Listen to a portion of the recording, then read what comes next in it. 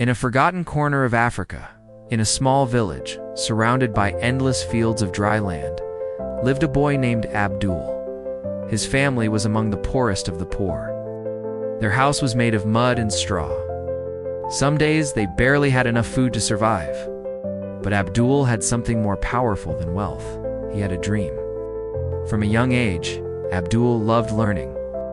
Though his village had no proper school, he would walk miles barefoot to sit under a tree, where an old retired teacher would teach children with broken slates and worn-out books. Abdul listened with shining eyes, absorbing every word like it was treasure. At night, when the village slept, Abdul would sit under the stars, practicing his reading by the light of a small fire. His parents, though exhausted from the day's labor, encouraged him. They believed that education could be his way out of the endless cycle of poverty. When Abdul turned 15, tragedy struck. His father passed away. With no source of income, the burden of supporting the family fell on Abdul's young shoulders.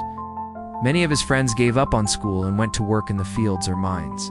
But Abdul refused to abandon his dreams. He took up small jobs, carrying water, cleaning homes, selling fruits, anything he could find. Every evening, after long hours of work, he would return to his books. One day, he promised his mother, "I will change our lives." At 18, with barely enough savings, Abdul applied for a scholarship at a university in the city.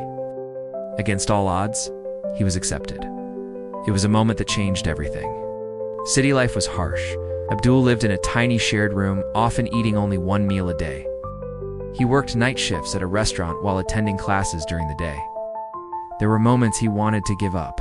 There were days he cried in silence.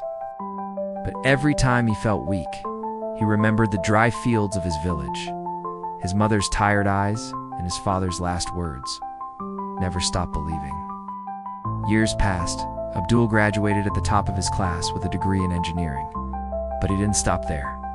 He began designing affordable water purification systems for villages like his own, using simple, low-cost materials. His innovation caught the attention of a major international company. Within a few years, Abdul founded his own company, focused on providing clean water to remote African villages. His business grew rapidly, and so did his fortune. Abdul became one of the youngest self-made millionaires in the region, but he never forgot where he came from.